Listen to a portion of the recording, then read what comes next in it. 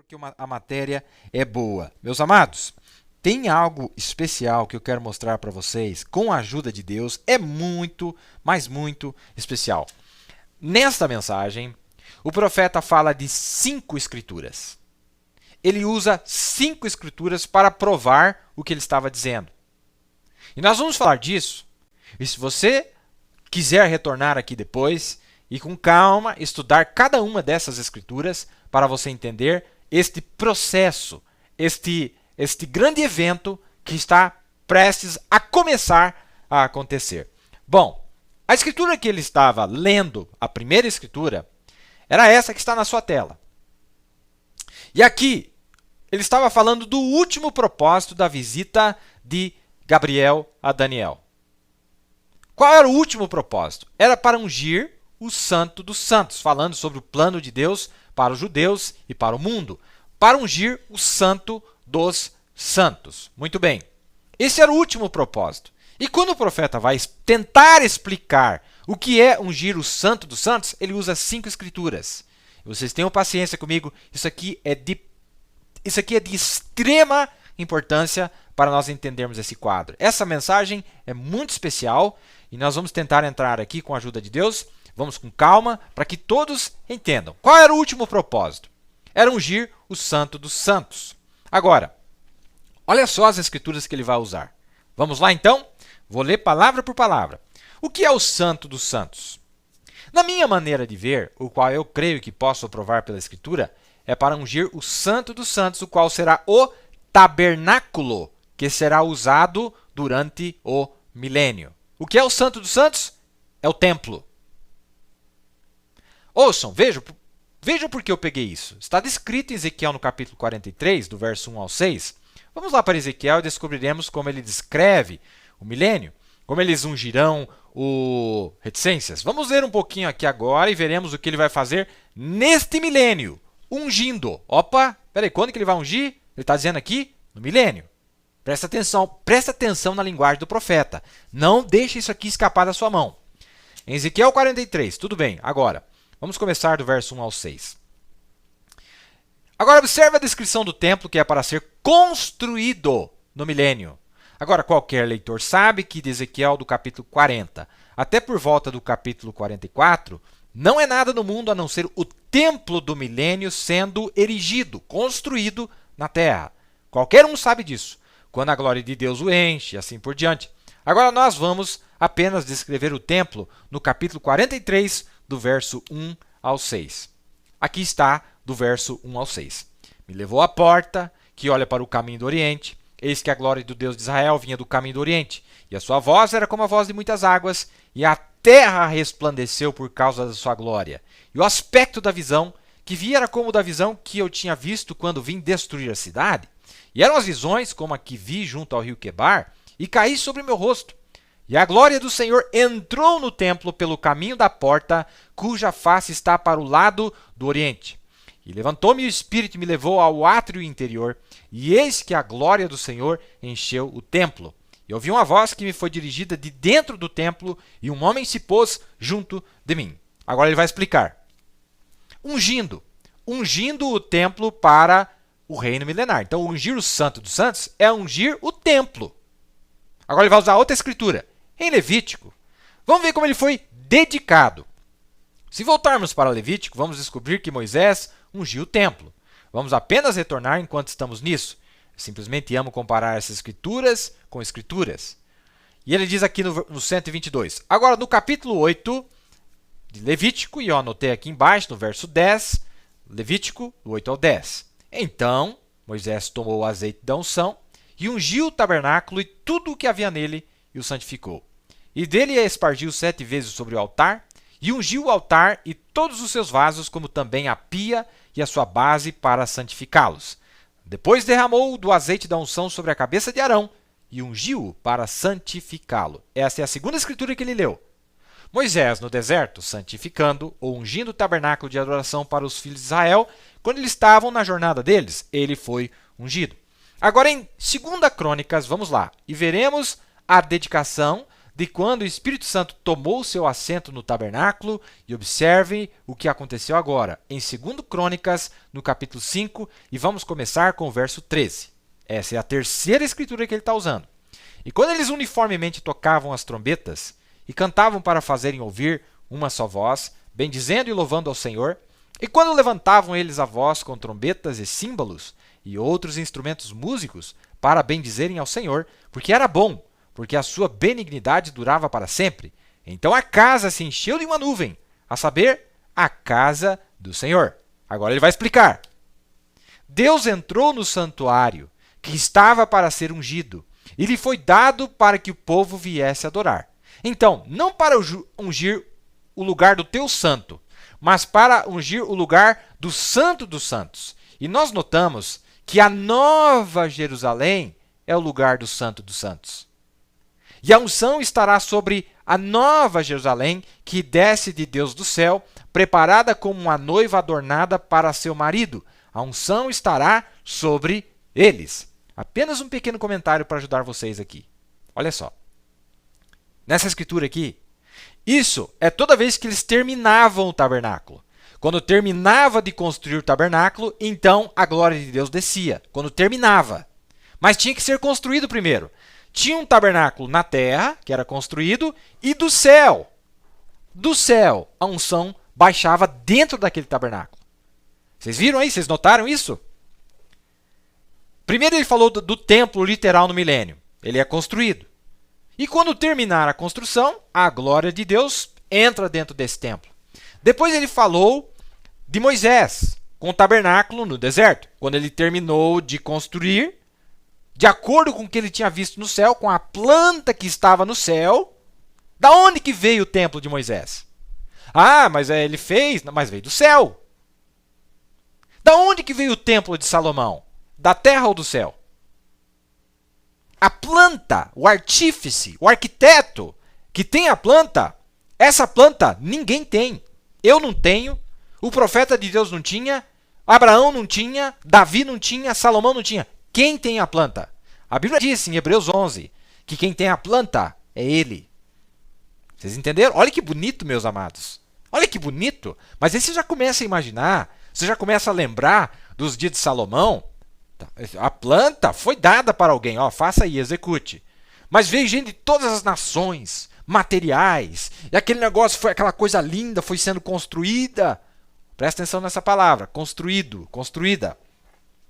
Aqui, ao mesmo tempo que ele começa a falar do templo, o que ele fala aqui? Ele falou, não, o templo é o santo dos santos. Já no parágrafo 125, o que ele diz que é o santo dos santos? Lê ali em vermelho que eu coloquei para vocês. E nós notamos que a Nova Jerusalém é o lugar do Santo dos Santos. E a unção estará sobre a Nova Jerusalém que desce de Deus do céu, preparada uma noiva adornada para seu marido. A unção estará sobre eles. Irmãos, qual que é o nosso problema? Nosso problema é que nós não conseguimos entender a Deus, temos dificuldade de entender a Deus em um processo. Quando nós falamos da vinda de Cristo, todo mundo quer ver Jesus literal. Eles não entendem que para chegar lá, tem um monte de degraus que compõem aquela grande vinda de Deus. Aí por isso que a terceira vinda é a maior controvérsia, porque são vários eventos que chegam até o rei pisar seus pés na terra. E aqui não vai ser diferente. Ah, não, mas desce do céu.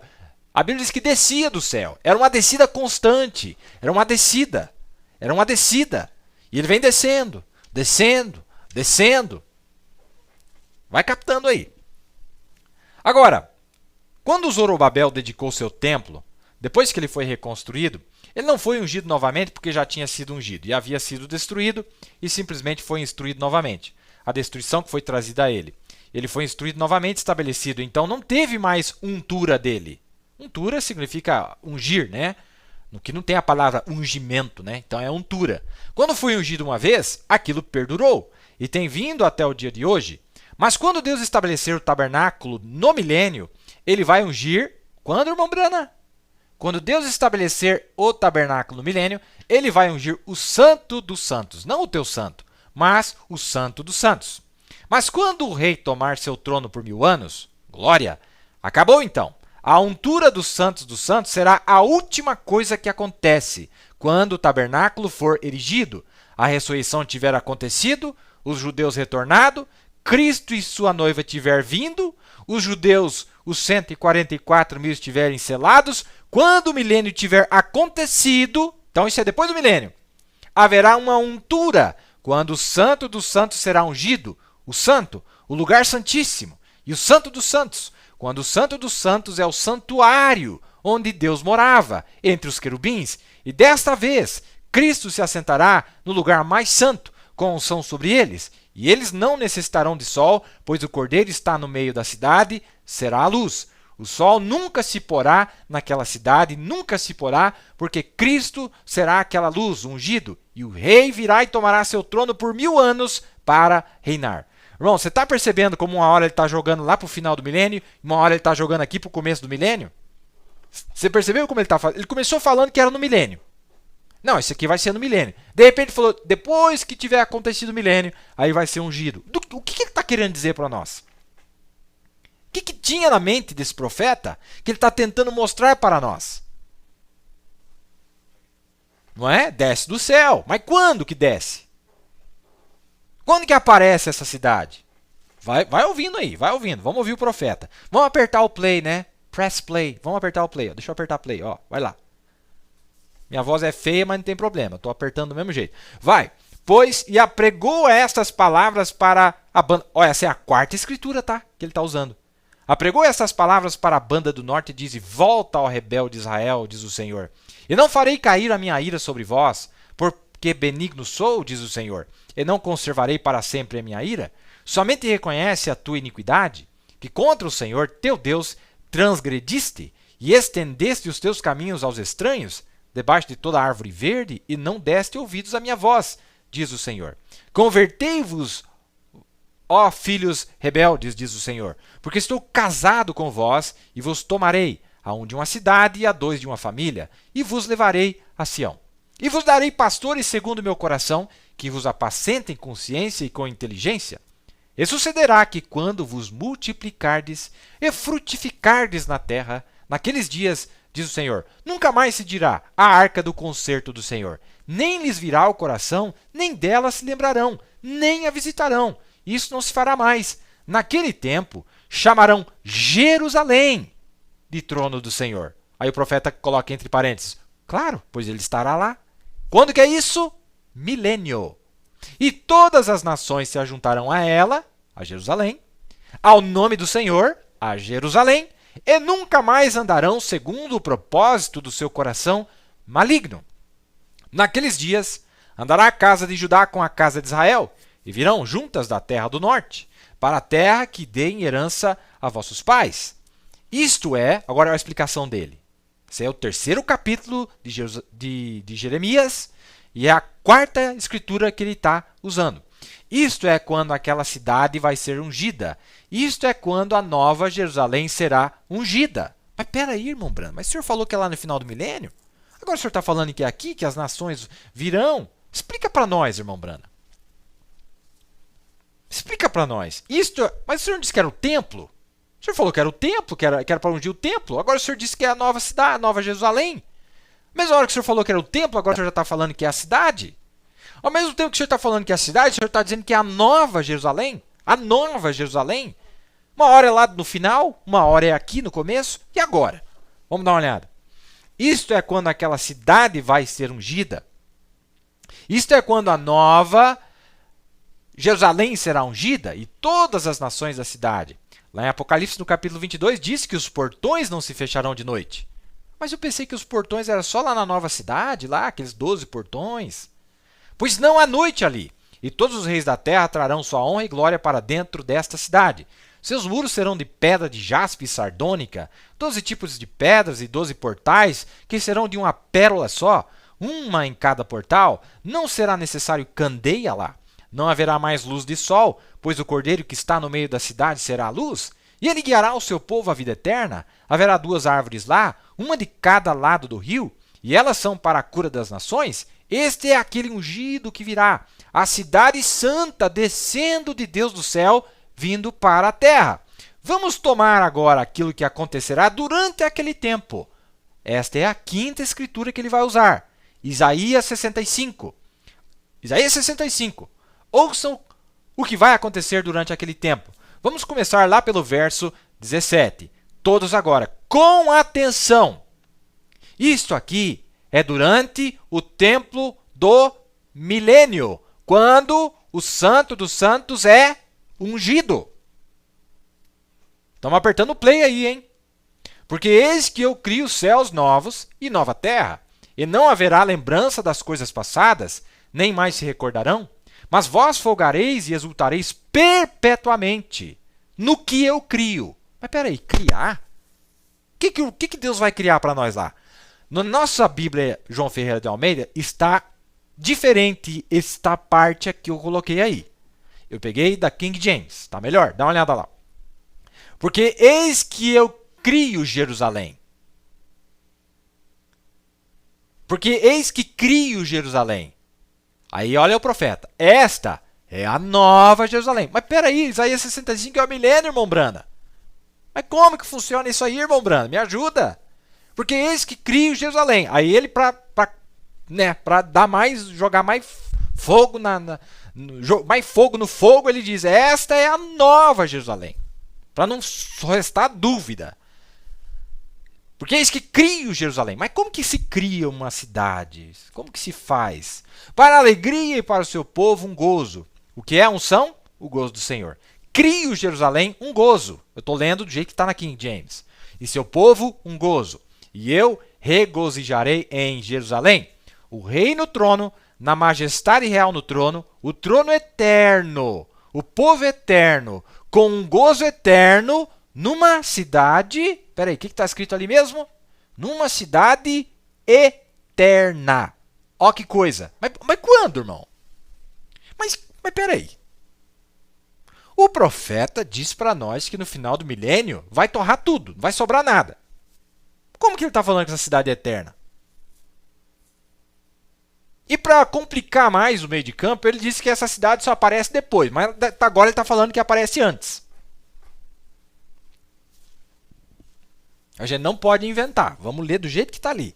Vamos lá então. E folgarei em Jerusalém, e exultarei no meu povo, e nunca mais se ouvirá nela voz de choro, nem voz de clamor. Não haverá mais nela criança de poucos dias, nem velho que não cumpra os seus dias, porque o jovem morrerá de 100 anos. Isso aqui não é nova terra, tá? Lá não vai ter morte. Mas o pecador de 100 anos será considerado amaldiçoado, né? E edificarão casas e as habitarão. Vai ter construção de mansões lá. Plantarão vinhas e comerão o seu fruto. Não edificarão para que os outros habitem. Não plantarão para que os outros comam. Porque os dias do meu povo serão como os dias da árvore, e os meus eleitos gozarão das obras das suas mãos até a velhice. Não está falando da noiva aqui, é o povo lá diferente, de fora. Não trabalharão debalde, nem terão filhos para perturbação, porque são a semente dos benditos do Senhor, e os seus descendentes com eles. E será que antes que clamem eu responderei, estando eles ainda falando eu os ouvirei? O lobo e o cordeiro se apacentarão juntos, e o leão comerá palha como boi, e o pó será a comida da serpente? Não farão mal, nem dano algum em todo o meu santo monte, diz o Senhor. Mas esse monte vai estar lá no milênio? Vai. A cidade vai estar lá no milênio? Vai. Abra aqui atrás novamente, em Isaías falando novamente no capítulo 11, do verso 1 ao 9. Ouçam o que ele diz aqui novamente quando ele capta uma visão, depois de ele ver as mulheres da maneira que estariam agindo nos últimos dias. Vamos lá. Porque brotará um rebento do tronco de Jessé, e das suas raízes um renovo frutificará. E repousará sobre ele o Espírito do Senhor, e o Espírito de sabedoria e de inteligência, e o Espírito de conselho e de fortaleza, e o Espírito de conhecimento e de temor do Senhor. E deleitar-se-á no temor do Senhor, e não julgará segundo a vista dos seus olhos, nem repreenderá segundo o ouvir dos seus ouvidos, mas julgará com justiça os pobres, e repreenderá com equidade os mansos da terra. Isso aqui é no milênio. E ferirá a terra com a vara de sua boca, e com o sopro dos seus lábios matará o ímpio. Mas matar, gente. Aí eu pensei, dá uma olhada aí. E a justiça será o cinto dos seus lombos, e a verdade o cinto dos seus rins. E morará o lobo com o cordeiro, e o leopardo com o cabrito se deitará, e o bezerro e o filho de leão e a nédia e a ovelha viverão juntos, e um menino pequeno os guiará. A vaca e a ursa pastarão juntas, e seus filhos juntos se deitarão, e o leão comerá palha como boi, e brincará a criança de peito sobre a toca da áspide, e o já desmamado meterá a mão na cova do basilisco. Não se fará mal, nem dano algum em todo o monte da minha santidade, porque a terra se encherá do conhecimento do Senhor, como as águas cobrem o mar. Isto é naquela nova Jerusalém. Mas peraí, gente, peraí, e agora? O que eu faço? Isto é naquela nova Jerusalém. Aquele novo, renovo, aqui é referido ao renovo de Davi. Ele é tanto o renovo quanto a geração. Ele usa os dois termos falando da mesma coisa. É o renovo e a raiz e a geração, não é? E é a raiz e o renovo. É a mesma coisa. Está falando da mesma coisa. Quando isto, que essa nova Jerusalém aparece? Isaías 65, milênio. Mas peraí, gente, e agora, hein? Como que vai fechar esse quadro? Vamos lá, então. Vamos lá, que tem coisa maravilhosa aqui para nós. Aqui é João falando dessa descida. Levou-me em espírito a um grande e alto monte e mostrou-me a grande cidade, a santa Jerusalém, que de Deus descia, não desceu, descia do céu. Vai captando aí. Tá, muito bem, isso é no verso 10. Lá no verso 22, falando dessa cidade, quando termina essa descida, quando termina essas coisas, ele fala uma coisa para nós sobre essa cidade. Olha ali, ó. Eu não vi templo nessa cidade, porque o seu templo é o Senhor Deus Todo-Poderoso e o Cordeiro. Em outras palavras, a cidade e o templo é a mesma coisa. A cidade é o templo de Deus, é o lugar de morada de Deus, é o lugar de repouso, de habitação de Deus. Entenderam? Mas por que usa o termo templo aqui no começo do milênio? Um templo que é erigido e tal, e ele fica bem no cume. O que acontece? O que acontece? Não é? Usamos 5 ou 6 escrituras ali. Vamos lá. Profeta de Deus falando. Agora lembre-se, não vai ser o céu, falando da cidade. Ela desce do céu. É um lugar de habitação, um lugar para habitar, para fazer seu repouso. Como o João, na ilha de Patmos, aqui em Apocalipse 21, ele a viu descendo. João viu a cidade descendo do céu como uma pomba. Como uma pomba? Mas quem falou isso, irmão Brana? Não é que ele é profeta, ele vê essas coisas que os outros não vê. Desceu como uma pomba. Aqui, desce Deus sobre o seu tabernáculo terrestre, Jesus, descendo do céu, quando Jesus foi batizado. Então, imediatamente, a pomba desceu do céu. Olha isso aqui, amados. Olha isso aqui. É verdade. Desceu do céu. Mas antes que pudesse descer do céu, tinha que ter algo na terra. Tinha que ter Jesus na terra, uma morada na terra, literal na terra, para que essa morada celeste acoplasse na morada terrena. Olha a conexão que ele fez de Apocalipse 21 com a pomba descendo do céu e repousando sobre Jesus. E o processo é o mesmo.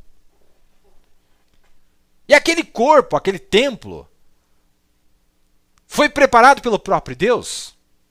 Você lembra que diz a Escritura? Um corpo tu me preparaste. Foi Deus que fez também o corpo literal. Mas ele também fez aquilo que veio do céu. Aquilo que veio da terra e aquilo que veio do céu. Você está entendendo? O artífice, o construtor. Ai, que lição maravilhosa, meu Deus do céu. Né? Aí os gavião pira, né, irmão? Os gavião pira. Falam, meu Deus, vai torrar tudo meus neurônios. Vamos lá. 437. Tudo isso, toda esta terra aqui na qual nós vivemos agora, seja cristão ou pagão, tem templos. Você já parou para pensar nisso? Igrejas, todas elas. Mas esta cidade não tem nenhum. A Bíblia diz que não havia nenhum templo ali. Mas o Senhor Deus e o Cordeiro é o templo dela. Apocalipse 21, 22. O Cordeiro é a luz, o Cordeiro é o templo, o Cordeiro é o trono, o Cordeiro é a vida. Ele é esse templo. Vejam, todos esses templos têm um objeto o qual eles estão adorando. Mas nesta cidade, ele é o objeto. Ele está com o seu povo. E a sua luz, Espírito, inunda a cidade pirâmide. Apocalipse 21, 23. Como Pedro e João no cume do monte, a luz cobriu do cume do monte, uma voz falou, disse: Este é meu filho amado. Em Apocalipse 21, 3 e 4, o tabernáculo de Deus diz que o tabernáculo de Deus está com os homens. Deus tem se colocado num tabernáculo no homem ao redimi-lo através desses três processos. Agora Deus vai redimir a terra e se colocar num tabernáculo na terra com os seus súditos na terra, os quais ele gerou da terra. Então, olha, o profeta fala nessa mensagem sobre o homem, ele fala sobre a cidade e fala sobre a terra. O processo do homem é o processo da cidade. O processo da cidade é o processo da terra. É o mesmo processo. É o mesmo processo, entenderam?